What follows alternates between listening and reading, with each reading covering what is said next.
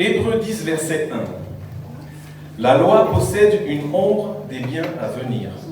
Ce n'est pas l'exacte représentation de la réalité. Colossiens 2, verset 17.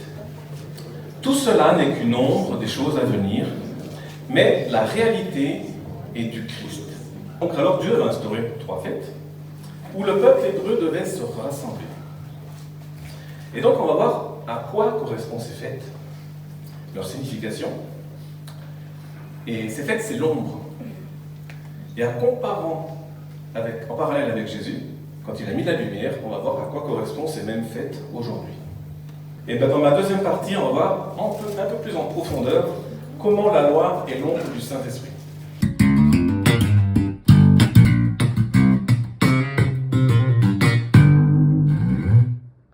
Donc aujourd'hui, c'est Pentecôte. C'est une des fêtes que Dieu lui-même a instaurées dans sa parole.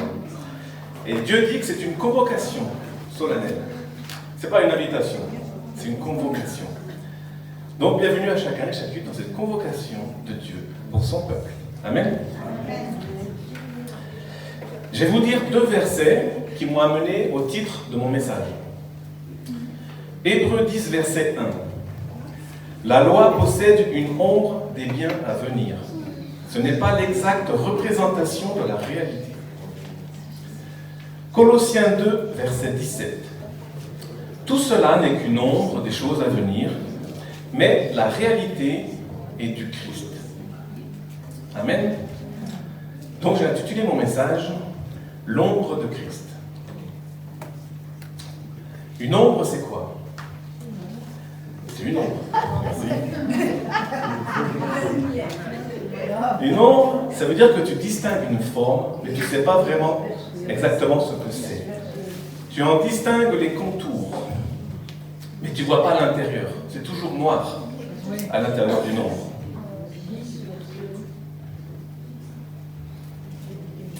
Jésus est venu nous révéler cette ombre. Jésus est venu incarner cette ombre. Jésus est venu accomplir cette ombre. Il est venu nous mettre de la lumière. Amen. De la couleur.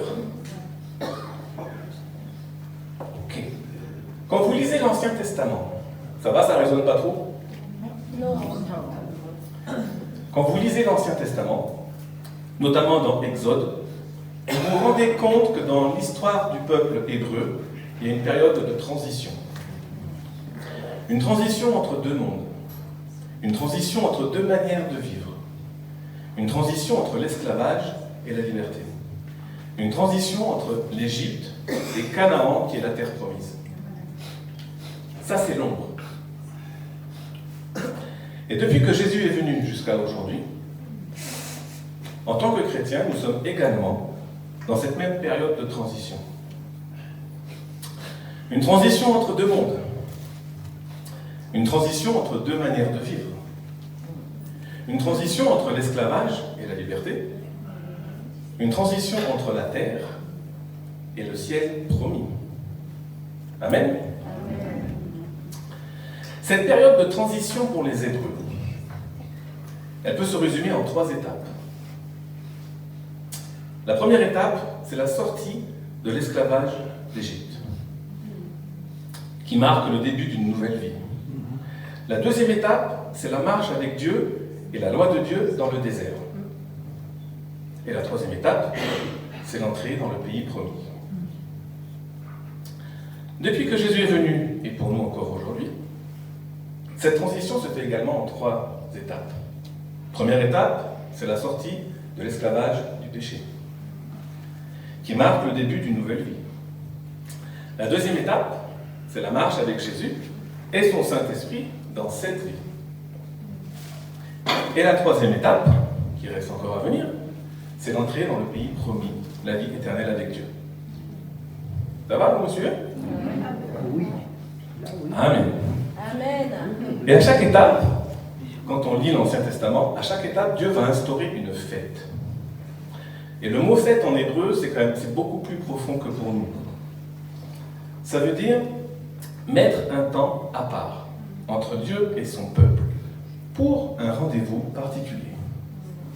Donc c'est plus qu'une fête, c'est une convocation. une convocation obligatoire. Et on verra dans le texte qu'on va lire tout à l'heure une convocation perpétuelle. 3 étapes. Donc, alors Dieu va instaurer 3 fêtes où le peuple hébreu devait se rassembler. Et donc, on va voir à quoi correspondent ces fêtes, leur signification. Et ces fêtes, c'est l'ombre. Et en parallèle avec Jésus, quand il a mis la lumière, on va voir à quoi correspondent ces mêmes fêtes aujourd'hui. Ok. Bon, je pense que vous connaissez ces 3 fêtes. Ces 3 fêtes, c'est Pessah, qui est Pâques, Shavuot, qui est Pentecôte, et Sukkot, qui est Tabernacle. Et à l'époque de Moïse, ces 3 fêtes, elles suivaient un cycle agricole. Pessah, c'était le début du cycle agricole. Shavuot, c'était les premières récoltes. Et Sukkot, c'était la fin du cycle agricole où on rentrait les récoltes dans le grenier. Donc vous trouvez toutes ces fêtes dans Exode, Lévitique, Nombre, Deutéronome. Aujourd'hui, on va lire Lévitique 23. Pourquoi Lévitique 23 ? Parce qu'il y a toutes les fêtes qui sont récapitulées dans ce chapitre.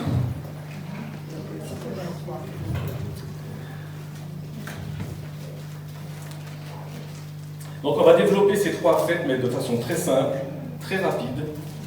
Et on va voir comment ces fêtes de l'Ancien Testament sont l'ombre des fêtes accomplies par Jésus dans le Nouveau. Et bien dans ma deuxième partie, on va voir un peu plus en profondeur comment la loi est l'ombre du Saint-Esprit. Ok ? Ok. Yes. Let's go.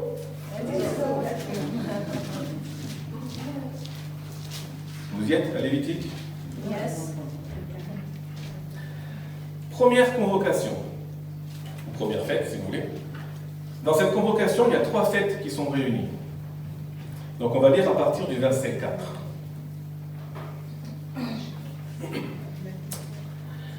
Voici les fêtes de l'Éternel, les saintes convocations que vous publierez à leur temps fixé. Le 1er mois, le 14e jour du mois, entre les 2 soirs, ce sera la Pâque de l'Éternel. Entre les 2 soirs, il faut savoir qu'en Israël, il y a 2 soirs. Le premier soir, c'est quand le soleil se couche, et le deuxième soir, c'est quand il fait nuit. Donc c'est là, entre les 2 soirs. Donc cette première fête, c'est Pâques. Cette fête, comme tout le monde le sait, célèbre la libération des Hébreux de l'esclavage d'Égypte. Et ce texte nous dit le 14 jour du 1er mois. Ce mois, c'est le mois de Nissan. C'est le mois des épis, c'est le mois du début du cycle agricole. Et ça correspond pour nous entre mars et avril. On n'a pas le même calendrier, vous le savez. Non. Donc pour résumer, Dieu a dit aux Hébreux de sacrifier un agneau.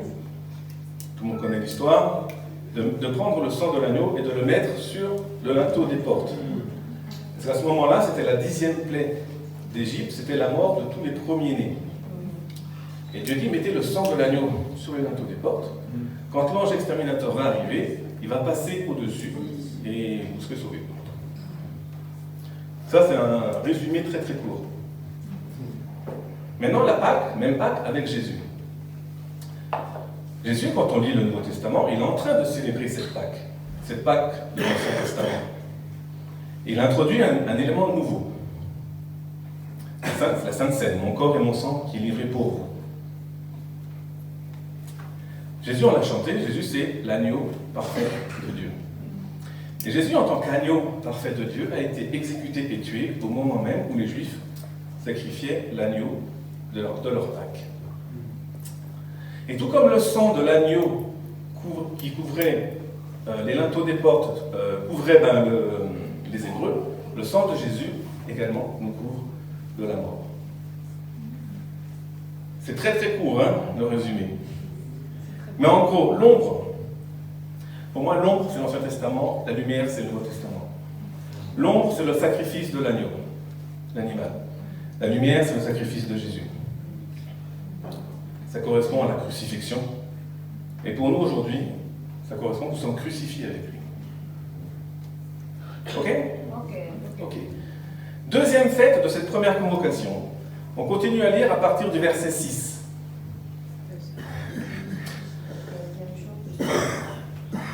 Le 15e jour de ce mois, donc le 15 Nissan, le lendemain de la Pâque, ce sera la fête des pains sans levain, en l'honneur de l'Éternel. Vous mangerez pendant 7 jours des pains sans levain. Le premier jour, vous aurez une sainte convocation. Vous ne ferez aucune œuvre servile. Vous offrirez à l'Éternel pendant 7 jours des sacrifices consumés par le feu. Ok, cette deuxième fête, c'est la fête des pains sans levain. Cette fête commence le lendemain de Pâques. Donc au moment de la Pâque, les Hébreux sont partis d'Égypte avec tant de hâte que le levain, ils n'ont pas eu le temps de faire le levain, donc ils sont partis sans le levain. Et en commémoration de cette libération, Dieu instaure que pendant cette période de Pâques, les Juifs ils mangent du pain sans levain. Et ils doivent enlever tout le levain de leur maison pendant 7 jours. Cette même fête maintenant des pains sans levain avec Jésus. Quand vous lisez la Bible, le levain est presque toujours synonyme de péché. Jean 6 au verset 48 nous dit que Jésus c'est le pain de vie qui vient du ciel. Jésus c'est le pain sans levain. C'est le pain sans péché. Donc tout comme les Juifs devaient sortir de leur maison tout le levain, nous aussi nous devons faire sortir tout le levain de notre maison, c'est-à-dire tout le péché de nos vies. Et les Hébreux, une fois sauvés par le sang de l'agneau, le peuple a commencé à marcher hors d'Égypte sans le levain. Nous devons faire pareil. Une fois sauvés par le sang de l'agneau qui est Jésus, nous devons commencer à marcher sans le levain, sans le péché. Donc l'ombre, c'est la marche sans le levain. La lumière, c'est la marche sans le péché. Ça correspond à la mort de Jésus et cela correspond à la mort du vieil homme, du tournon. Troisième fête de cette première convocation, on lit à partir du verset 10. Parle aux enfants d'Israël et tu leur diras, quand vous serez entrés dans le pays que je vous donne et que vous y ferez la moisson, vous apporterez au sacrificateur une gerbe, prémisse de votre moisson. Et au verset 14, c'est une loi perpétuelle pour vos descendants dans tous les lieux où vous habiterez. Ça, c'est la fête des prémices. Elle a lieu le 16 Nissan. Donc ça servait à rappeler la provision de Dieu dans la terre promise. Ils apportaient au sacrificateur une gerbe de la première récolte, et à ce moment-là, c'était de l'orge. Et donc les prémices appartenaient à Dieu. Et Dieu reconnaissait, et le peuple reconnaissait Dieu comme la source de leur récolte. Et dans cette même fête des prémices avec Jésus, vous l'avez compris, je pense, c'est la résurrection de Jésus qui marque le début d'une nouvelle création. Il est le premier-né d'entre les morts, il est le premier-né d'une grande lignée, nous dit la parole. Donc Jésus, c'est les prémices d'une grande moisson. Donc pour résumer, l'ombre, c'est les premiers fruits, c'est l'orge. La lumière, c'est les premiers fruits, c'est Jésus. Ça correspond à la résurrection. Et nous sommes ressuscités avec Christ. Donc cette première convocation juive se déroule en 3 fêtes sur 3 jours. Jésus l'a accompli sur 3 jours également. Crucifixion, mort, résurrection. Ça va, je rappelle, tout le monde sait ça? C'est bien de s'en rappeler. La deuxième convocation, c'est Lévitique 23 à partir du verset 15. Depuis le lendemain du sabbat, du jour où vous apporterez la gerbe pour être agitée de côté et d'autre, vous compterez 7 semaines entières. Vous compterez 50 jours jusqu'au lendemain du 7e sabbat, et vous ferez à l'Éternel une offrande nouvelle. Et au verset 21, ce jour même, vous publierez la fête et vous aurez une sainte convocation.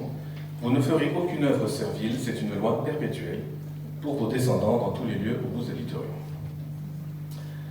Donc cette fête, c'est Shavuot. Elle s'appelle également la fête des semaines. Ce que on a lu, elle vient 7 semaines entières.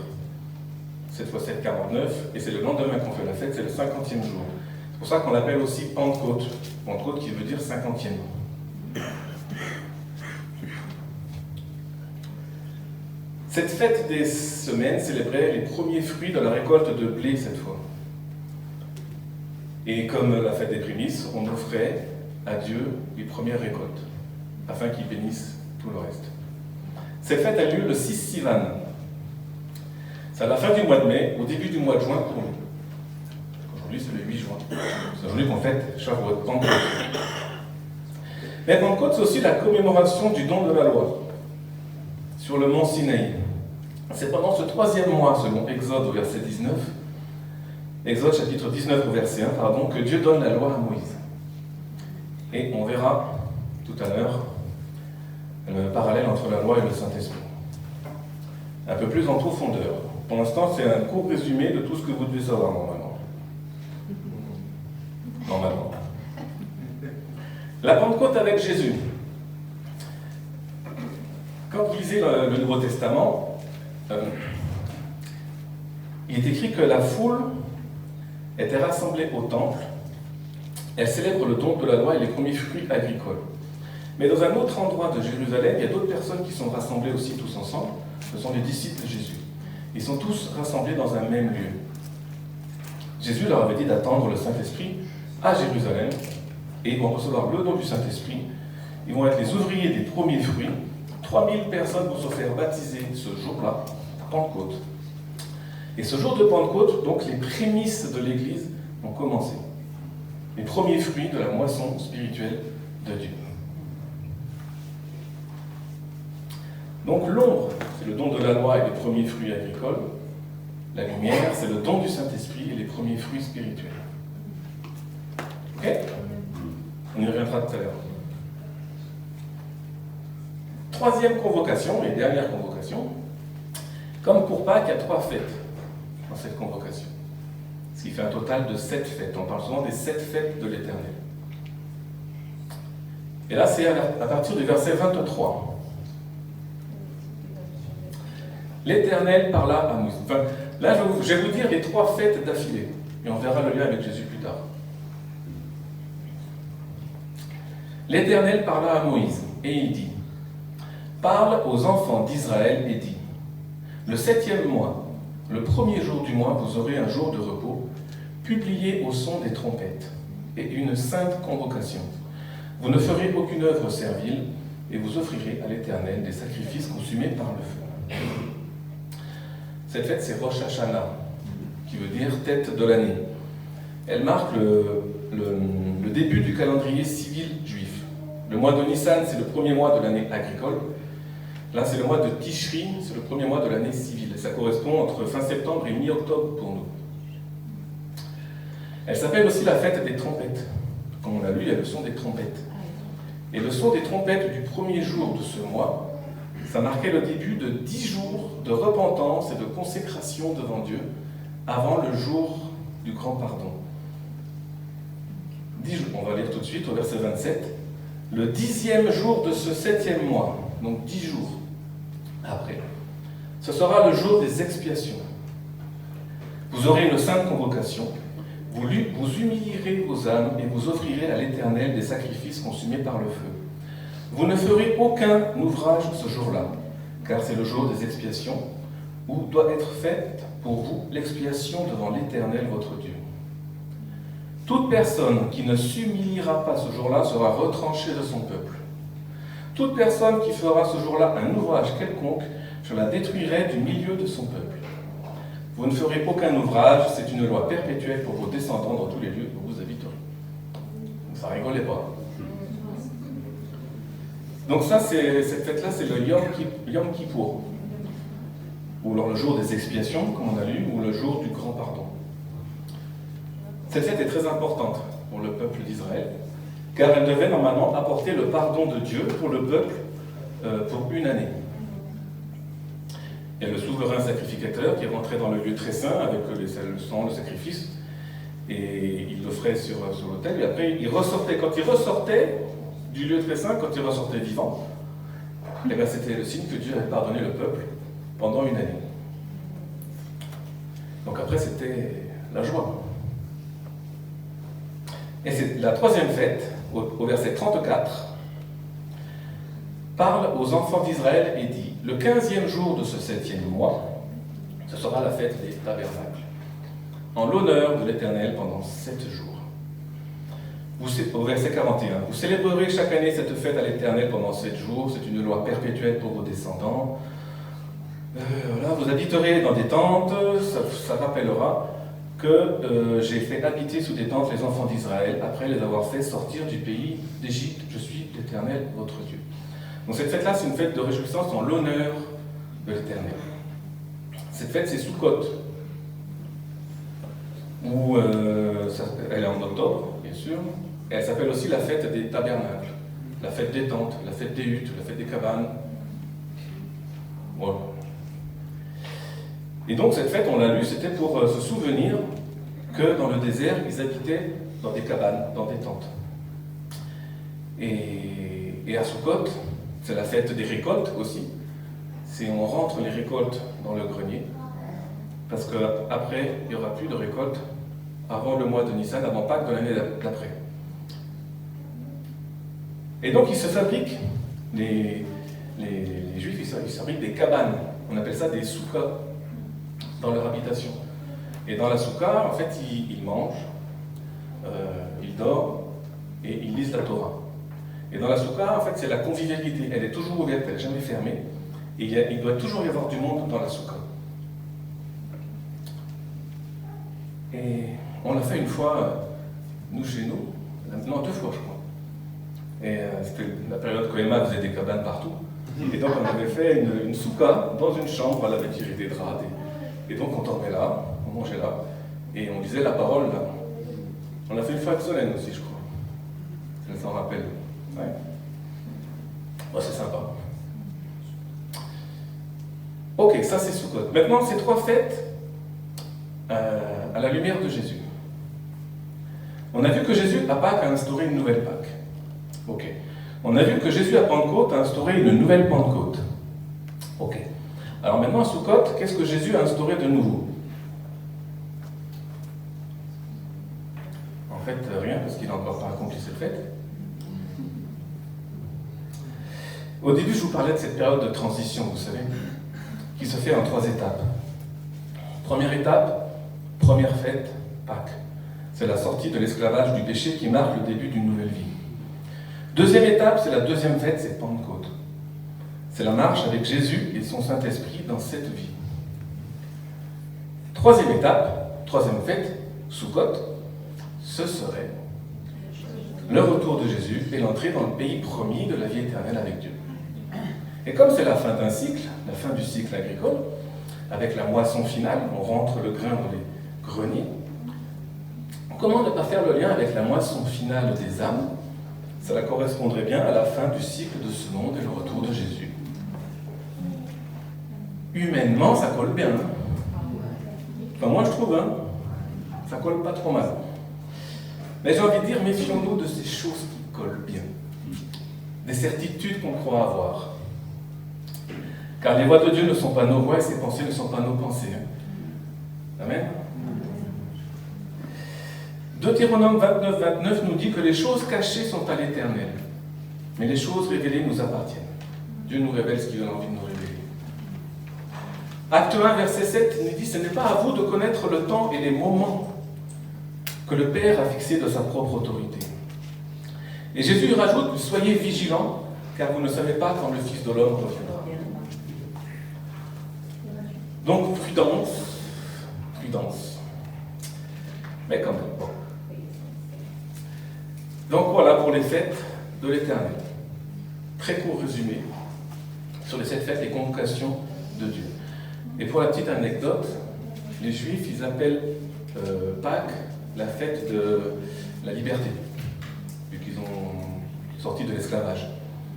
Shavuot, pour eux, Pentecôte, ils appellent la fête de l'égalité. Ils sont tous égaux devant la loi. Et Sukkot, c'est la fête de la convivialité. Mais j'ai envie de dire, moi, ça serait la fraternité. Ça donnerait liberté, égalité, fraternité. Moi, ça me rappelle quelque chose. Voilà, c'est rigolo. Ok. Donc ça, c'était très simple. Maintenant, comment la loi est l'ombre du Saint-Esprit?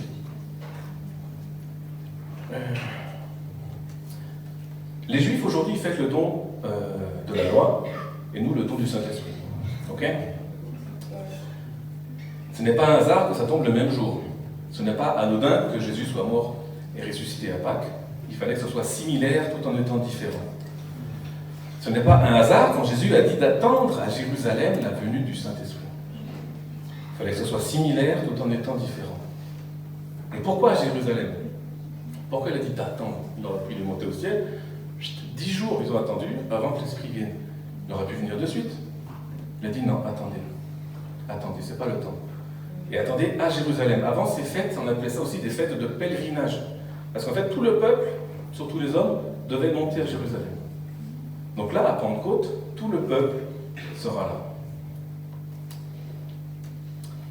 Donc on va comparer ces deux événements à la lumière de la parole de Dieu, parallèle entre Exode 19 et 20 et Actes 1 et 2. Ça va? Allez. Exode 19, versets 1 et 2.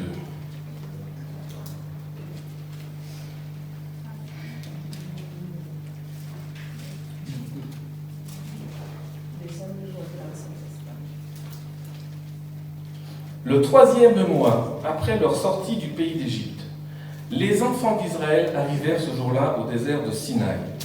Étant partis de Réphidim, ils arrivèrent au désert de Sinaï et ils campèrent dans le désert. Israël campa là, vis-à-vis de la montagne. Alors ce verset, il parle d'abord au pluriel. Les enfants d'Israël, ils arrivèrent, ils campèrent. Et à la fin, c'est écrit Israël campa, au singulier. Pourquoi il a mis au singulier? En fait, ça, c'est pour intensifier cette notion d'unité, cette notion d'être tous ensemble, cette notion d'être un seul homme.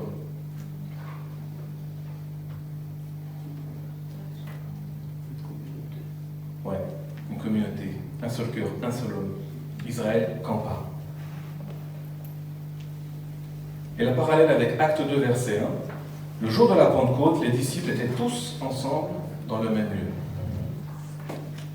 Donc ça, c'est ma première similitude entre ces deux textes. C'est l'unité, un seul corps. La deuxième similitude entre ces deux textes, c'est aussi l'atmosphère. Je vais vous lire Exode 19 au verset 16. Le 3e jour, au matin, il y eut des tonnerres, des éclairs et une épaisse nuée sur la montagne. Le son de la trompette retentit fortement, et tout le peuple qui était dans le camp fut saisi d'épouvante. L'atmosphère... Acte 2, versets 1 et 2. Quand le jour de la Pentecôte arriva, ils étaient tous rassemblés au même endroit. Tout à coup, un grand bruit survint du ciel. C'était comme si un violent coup de vent s'abattait sur eux et remplissait toute la maison où ils se trouvaient assis. Donc l'atmosphère là, chez les disciples, ça ne devait pas être top non plus. C'est pas écrit qu'ils étaient saisis d'épouvante, mais je pense qu'ils ne devaient pas faire les malins quand même. Troisième similitude, et c'est là que ça devient intéressant. C'est là, si vous dormez, il faut vous réveiller. Troisième similitude, c'est le langage. On va lire Exode 20, au verset 18. Dans ce verset, dans les versions classiques, ils disent qu'ils entendaient le tonnerre et ils voyaient les éclairs. Mais ce n'est pas tout à fait ça.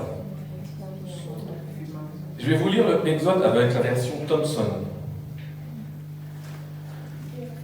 Tout le peuple voyait les coups de tonnerre.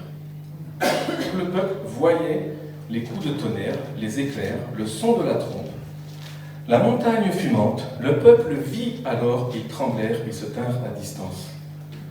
Dans la version de la Colombe, c'est pareil. Tout le peuple voyait les éclairs et les coups de tonnerre. Dans la King James, and all the people saw the thunderings. Et tout le peuple vit les tonnerres. Ils voyaient les tonnerres. C'est bizarre. Ils voyaient les tonnerres. Ils n'entendaient pas, ils voyaient les tonnerres. C'est bizarre, mais c'est pas fini dans la bizarrerie. Et souvent dans la parole de Dieu, quand vous voyez écrit tonnerre, ça veut dire des voix. Les Juifs associent souvent le tonnerre avec la voix. Exode 19, verset 19. Moïse parla et Dieu lui répondait dans le tonnerre. Job 37, verset 4. Dieu tonne de sa voix majestueuse, il ne retient plus l'éclair dès que sa voix retentit. Donc la voix de Dieu, c'est le tonnerre et l'éclair en même temps. La voix divine et le tonnerre et les éclairs. Dieu tonne. Amen. Jean 12, 29. Ceux qui se trouvaient là et qui avaient entendu le son de cette voix crurent que c'était un coup de tonnerre. D'autres disaient, mais non, un ange vient de lui parler. Le langage divin, il est dans le tonnerre. C'est comme le tonnerre. Ce sont des voix. Apocalypse 10, versets 3 et 4. Il cria d'une voix forte comme un lion qui rugit. Quand il eut crié, les 7 tonnerres firent entendre leur voix. Quand les 7 tonnerres eurent fini de parler, j'allais écrire, ces gens qui parlent, mais j'entendis du ciel une voix qui disait, marque du sceau du secret, ce qu'on dit, les 7 tonnerres ne l'écrit pas. Donc revenons à notre verset d'Exode 20, verset 18. Tout le peuple voyait les tonnerres, tout le peuple voyait les voix. Il voyait des voix, pas une voix, plusieurs voix. Alors moi j'imagine ainsi, l'éclair, le feu, l'éclair illumine le ciel et puis il voit des dialectes, des langages, des phrases, je ne sais pas. Il voyait les voix.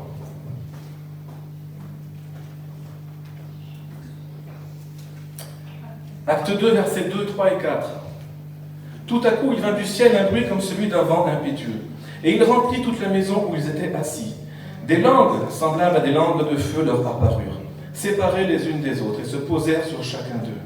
Et ils furent tous remplis du Saint-Esprit, et se mirent à parler en d'autres langues, selon que l'Esprit leur donnait de s'exprimer. Lors du don du Saint-Esprit, des langues semblables à des langues de feu leur sont apparues. Les langues, c'est quoi? Les langues, ce sont des langages. Les langages, c'est quoi? Ce sont des voix. Ils ont vu que c'est écrit glossa, ça veut dire langue ou langage. Donc ils ont vu ce que les Hébreux ont vu dans le désert. Ils ont vu des voix qui sont descendues, des langages qui sont descendus à travers du feu. Les langues de feu, comme l'éclair, ils ont vu ces phrases. La différence, c'est que dans le désert, ces langages, ils sont restés extérieurs. Là, ils sont venus à l'intérieur. Et quand les disciples, ils ont ouvert la bouche, ils se sont mis à parler, ces langages sont ressortis. Et c'est à partir que ces langages, à partir de là, que ces langages ont été entendus et non plus vus. Oh, dites-moi Amen, s'il vous plaît. Amen.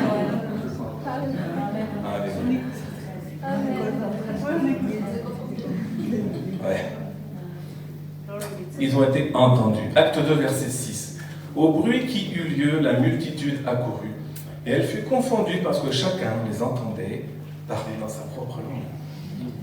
Alléluia. Amen. La parole, elle est magnifique. Magnifique.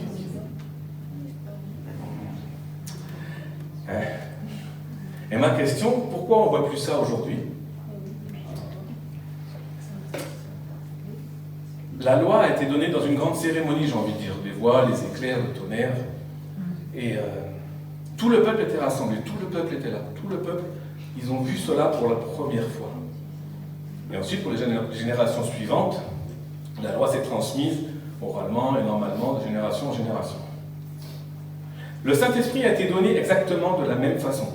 Dans une grande cérémonie, les langues de feu, le vent impétueux, le grand bruit, tous les disciples qui étaient rassemblés dirent cela pour la première fois.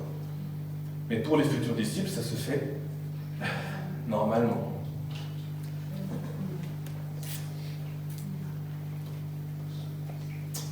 Dans la parole, il y a beaucoup de passages où il y a Pierre, il y a Paul. Quand ils parlent, le Saint-Esprit arrive et les gens ils parlent en langue. Acte 10, versets 44 à 46. C'est Pierre là. Pierre il est chez Corneille, un païen, un non-juif. Il reçoit qu'il doit aller là-bas. Donc il est là-bas, chez Corneille, et il prêche l'évangile.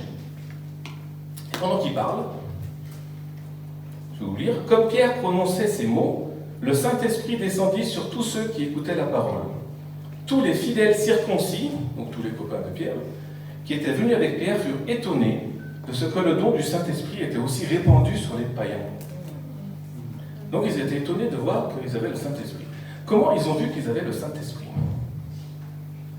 Il y a eu des éclairs. En tout cas, le texte ne le dit pas. Il n'y a pas eu de tonnerre. Il n'y a pas eu de voix.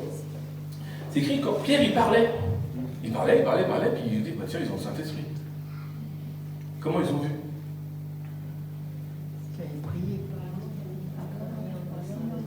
Verset 46. Car il les entendait parler en langue et glorifier Dieu. Tu peux prendre ce verset à l'envers. C'est parce qu'il les entendait parler en langue et glorifier Dieu que Pierre et ses copains, ils ont su qu'ils avaient reçu le Saint-Esprit. Amen. Amen. Ce langage divin qui vient du ciel. On appelle ici le parler en langue, mais un langage. Un nouveau langage. Jésus lui-même, il a dit, vous parlerez de nouvelles langues. Il l'a dit à ses disciples. Dans Marc 16 au verset 17. Il dit, voici les miracles qui accompagneront ceux qui auront cru. En mon nom, ils chasseront les démons. Ils parleront de nouvelles langues. Ils saisiront des serpents. S'ils boivent quelques breuvages mortels, ils ne leur feront point de mal. Ils imposeront les mains aux malades, et les malades seront guéris. Amen. C'est plus d'actualité tout ça? Si. Amen. Amen. En fait, quand tu donnes ta vie à Jésus, le parler en langue, c'est partie du package qu'il te donne. J'ai envie de dire. Et moi, je trouve ça un peu comme une petite scénette, tu vois. C'est quand j'ai fait ce message, je vais vous le faire. C'est quelqu'un qui donne sa vie à Jésus, qui dit, je vais l'appeler Roger. Il y a personne qui s'appelle Roger. Non, Roger. Roger, il donne sa vie, il dit, Seigneur Jésus, je veux que tu sois mon Seigneur et mon Sauveur, viens dans ma vie. Voilà, amen, tout simple. Et Jésus est là. Ah, Roger, enfin. Te voilà enfin. Alors, déjà, tiens, ton billet pour le paradis. Ça, prends-en soin, garde-le, parce qu'il n'y en a qu'un. Ne le perds pas. Hein. Ça, c'est un peu avec ton salut avec crainte et tremblement, tu sais. Et puis, Roger, tu as une nouvelle identité maintenant. Tiens, carte d'identité, c'est écrit Roger, fils de Dieu. C'est plus fils du diable. Donc l'autre, tu la vires. Et Roger, tu as une nouvelle mission. Ta mission, c'est d'aller proclamer la bonne nouvelle aux gens de toutes les nations. Voilà. Tu feras comme tu peux, mais t'inquiète pas. Tu vas y arriver. Tu as une nouvelle mission, mais tu as un nouvel équipement, Roger. Tu iras voir l'intendance après tout à l'heure. Mais tu vas avoir le casque du salut, le bouclier de la foi, les chaussures du zèle, la ceinture de vérité, la cuirasse de la justice, et l'épée de l'esprit qui est la parole de Dieu. Donc la Bible, Roger, tu la lis. Tu la laisses pas sur l'étagère, la Bible. Alors, qu'est-ce que j'ai oublié? Tu as une nouvelle autorité aussi, Roger. En mon nom, tu chasseras les démons. En mon nom, tu chasseras les démons. Ah bon? Oui. Qui a déjà chassé des démons ici? Il n'y en a pas assez, hein? Tu imposeras les mains aux malades et les malades seront guéris. C'est pas incroyable, ça? Qui a déjà imposé les mains aux malades et les malades étaient guéris? Enfin, même si c'était pas guéri, mais qui c'est qui a déjà imposé les mains? C'est mieux s'ils sont guéris. C'est mieux. Et Roger, tu saisiras des serpents. Tu sais ce que c'est, des serpents? Les serpents, c'est l'œuvre du diable. C'est toutes les petites manigances qui sont cachées du diable. Tu pourras saisir de ça et tu vas le virer, parce que tu as autorité. Ça ne te fera rien du tout. Qu'est-ce que tu vas faire encore, Roger? Si tu bois quelques breuvages mortels, ça ne fera aucun mal. Qui a déjà bu un breuvage mortel?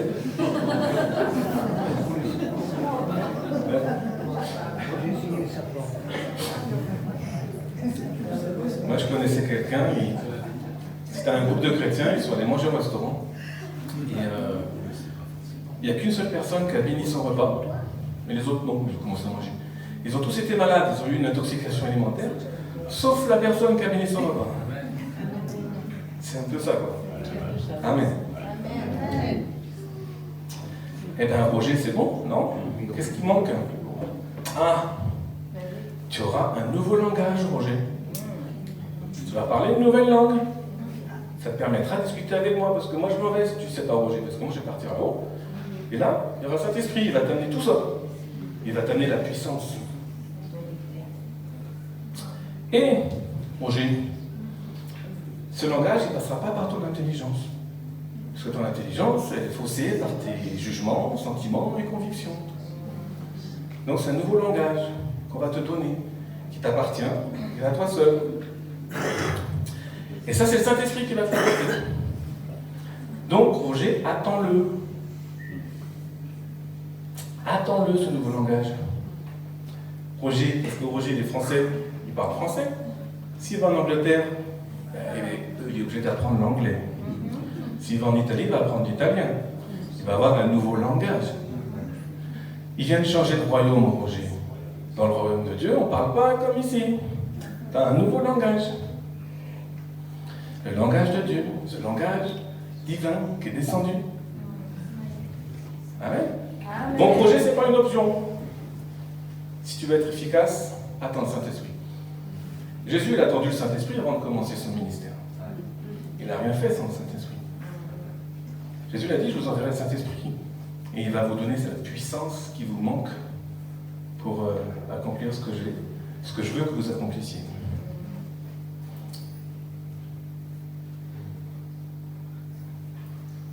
Amen.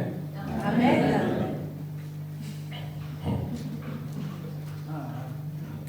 Ah, Roger.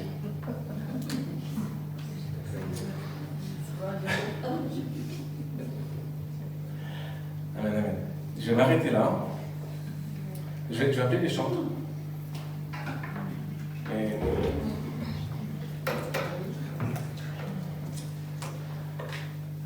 Vraiment, cette similitude entre l'Ancien Testament et le Nouveau Testament, entre ce que Jésus a accompli et ce qu'il n'a pas encore accompli, entre le don de la loi et le don du Saint-Esprit, toutes ces similitudes, ce langage, ce parler en langue, toutes ces choses, j'ai l'impression qu'il y a beaucoup de chrétiens qui ne prennent pas en compte l'importance du Saint-Esprit aujourd'hui.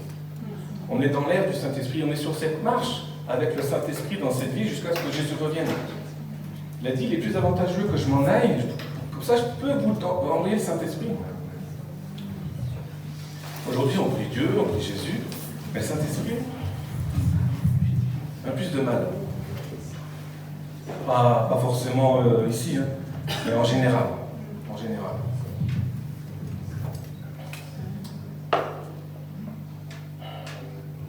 J'ai mis le Saint-Esprit, c'est le carburant du moteur de ton esprit.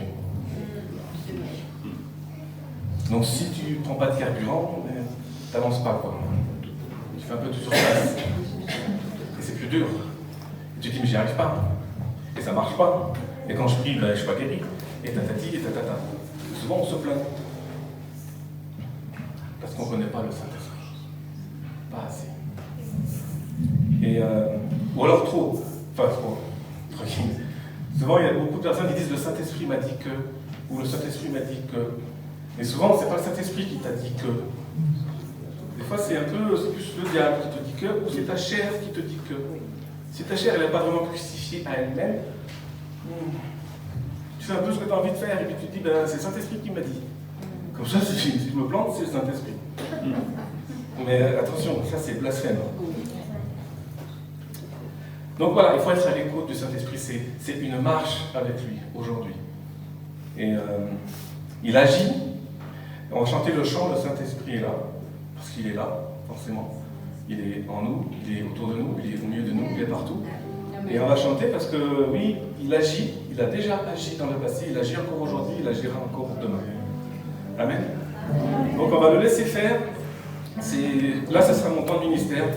Je me demandais comment j'allais faire pour prier, avoir ce temps de ministère, mais j'ai ensuite, laisse agir le Saint-Esprit. Laisse-le faire, il sait mieux que toi. Donc c'est mieux que moi, et c'est mieux que nous. Et je pense qu'il veut toucher chacun de vous. Quelqu'un avait reçu une parole qu'il fallait ouvrir vos cœurs pour le laisser encore pénétrer plus en profondeur, pour pour transformer encore plus nos vies et vos vies. Donc on va le laisser agir et voilà, amen. Soyez bénis. Merci.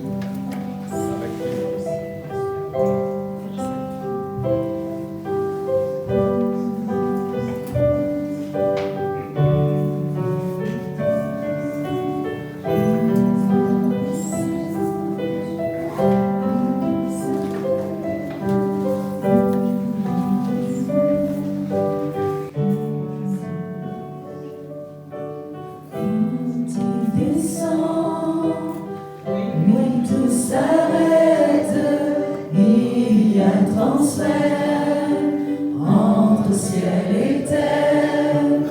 Quand il descend, l'atmosphère change. Il y a transfert entre ciel et terre. Quand il descend, tout s'arrête. Il y a transfert.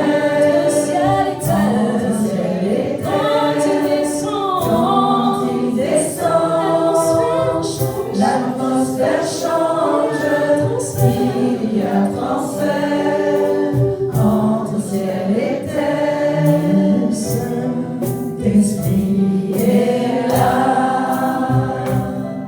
Le Saint-Esprit est là, le Saint-Esprit est là, le Saint-Esprit est là, le Saint-Esprit est là.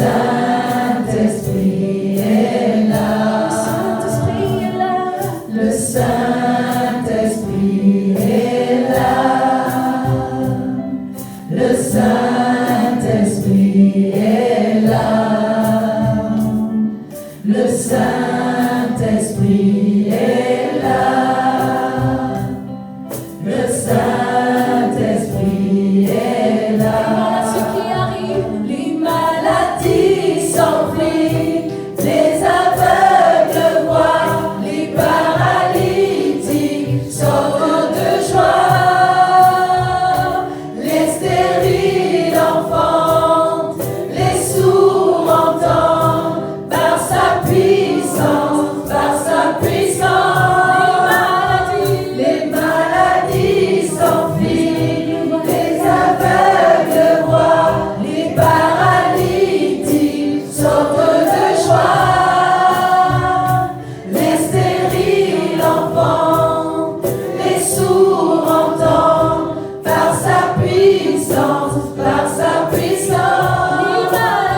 Les maladies s'enfuient, les aveugles voient, les paralytiques sortent de joie, les stériles entendent, les sourds entendent, par sa puissance,